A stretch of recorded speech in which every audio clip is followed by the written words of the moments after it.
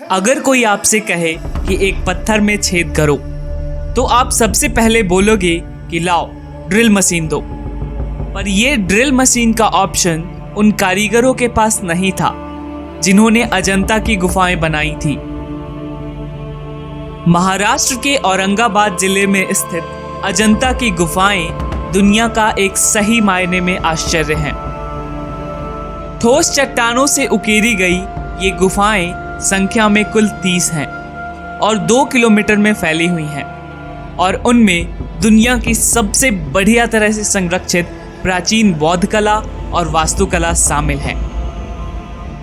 अजंता की गुफाओं को दूसरी शताब्दी ईसा पूर्व से 6वीं शताब्दी कॉमन एरा तक 800 से अधिक वर्षों की अवधि में वाघोरा नदी घाटी के चट्टानों में उकेरा गया था।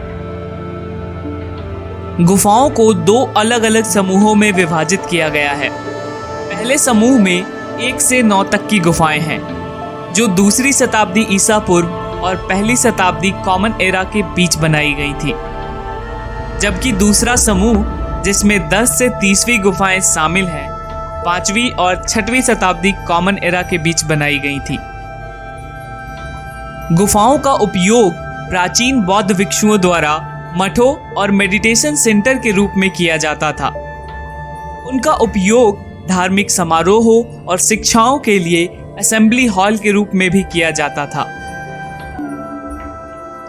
इन गुफाओं को 7वीं शताब्दी कॉमन एरा के आसपास छोड़ दिया गया था और 19वीं शताब्दी के शुरुआत में उन्हें ब्रिटिश सैनिकों के एक समूह के द्वारा फिर से खोजा गया था जो इस क्षेत्र में शिकार पर निकले थे। अजंता की गुफाओं को जो चीज वास्तव में उल्लेखनीय बनाती हैं वो है उनमें मौजूद कला और वास्तुकला की गुणवत्ता। गुफाएं जटिल नक्काशी और चित्रों से सुशोभित हैं जो बुद्ध के जीवन के दृश्यों के साथ साथ जातक कथाओं से भी चित्रित हैं। पेंटिंग्स विशेष रूप से अच्छी तरह से संरक्षित हैं और 1000 साल से अधिक पुरानी होने के बावजूद उन्होंने अपने मूल रंग और जीवंतता को बरकरार रखा है। अजंता की गुफाओं के चित्रों को प्राचीन भारतीय कला के कुछ बेहतरीन उदाहरणों में से माना जाता है। इन गुफाओं में चटकीले और पक्के रंगों और कॉम्प्लेक्स डिटेलिंग का उपयोग ही इनकी विशेषता है और जिन कलाकारों ने उन्हें बनाया था उन्होंने शेडिंग और नेचुरल लाइटिंग्स के उपयोग से उनके आश्चर्यजनक इफेक्ट्स को प्राप्त करने के लिए कई प्रकार की तकनीकों का उपयोग किया था। अजंता की गुफाओं में सबसे प्रसिद्ध पेंटिंग्स में से एक है गुफा नंबर 26 में महापरिनिर्वाण की पेंटिंग।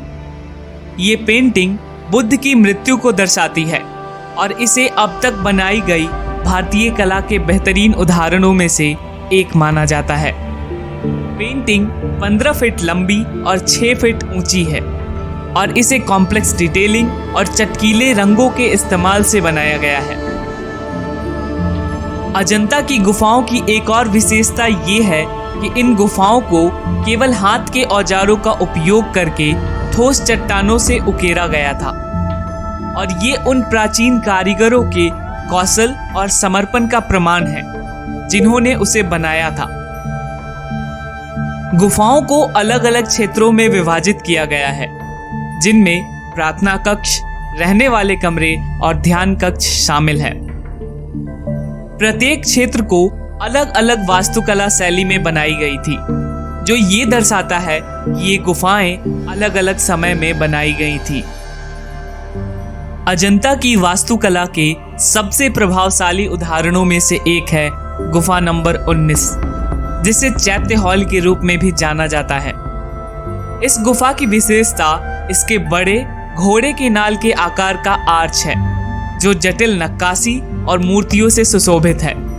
गुफा के अंदर का भाग नक्काशी और चित्रों से सुशोभित है और हॉल के केंद्र में एक बड़ा गोलाकार स्तूप है।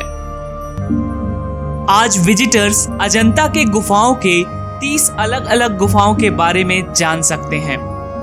वास्तुकला और कलाकृति की अपनी शैली के साथ प्रत्येक गुफा यूनिक है। सबसे प्रसिद्ध गुफाओं में से गुफा नंबर 1 शामिल है, जिसमें परिसर में सबसे पुराने पेंटिंग्स में से कुछ शामिल हैं, और गुफा नंबर 17 जिसमें रिक्लाइनिंग बुद्धा की एक खूबसूरत मूर्ति है।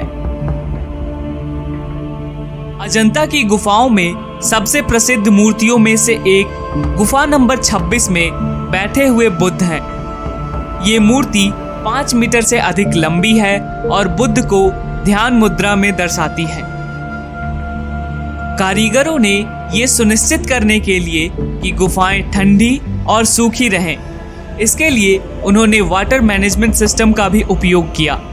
उन्होंने बारिश के पानी को इकट्ठा करने के लिए नहरों और जलाशयों का निर्माण किया, जिसका उपयोग तब गुफाओं के आसपास के खेतों और बगीचों की सिंचाई के लिए किया जाता था। इस वाटर मैनेजमेंट सिस्टम से गुफाओं के अंदर के टेम्परेचर और ह्यूमिडिटी को नियंत्रित किया जाता था, ताकि इन पेंटिंग्स और मूर्तियों को सुरक्षित रखा जा सके। आज अजंता की गुफाएं यूनेस्को वर्ल्ड हेरिटेज साइट है और हर साल हजारों पर्यटक यहाँ इस गुफा को देखने आते हैं।